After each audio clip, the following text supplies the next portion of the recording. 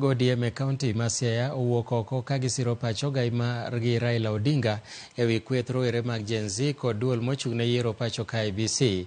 Kotelnegi kod jakom ODM bade Siaya Jojolo Okanda ne gipako okang' mar Raila Odinga mar dhi chuo wang'e e chenro mar keto kogno chik mar IEBC ma higa 2024 e kar romo mar KICC, ka giwacho ni mano ne olemo mar kedo mar Raila.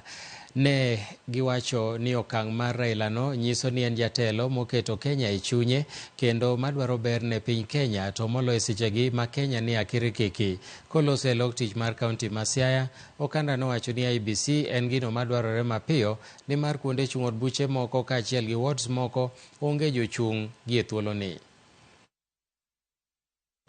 It would have been a betrayal for Raila to stay away from the bill, for which so many lost their lives and in which he almost lost his.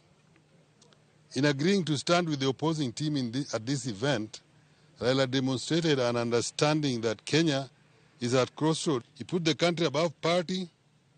Raila acknowledged that as a country we are confronted with the issue that defy party lines, issue that risks sinking the country into if we fail to show statesmanship.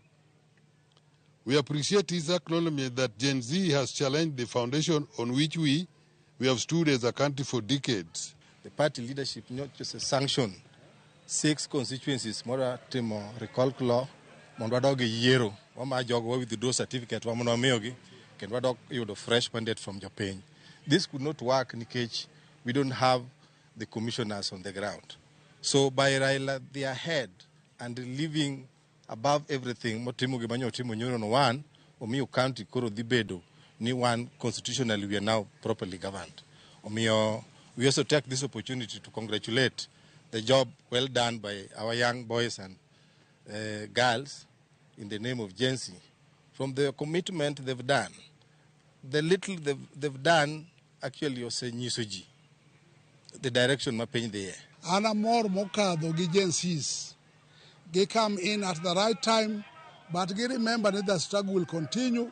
Gimoko negwa team kikwagore kendwa so long as we aim at the same target.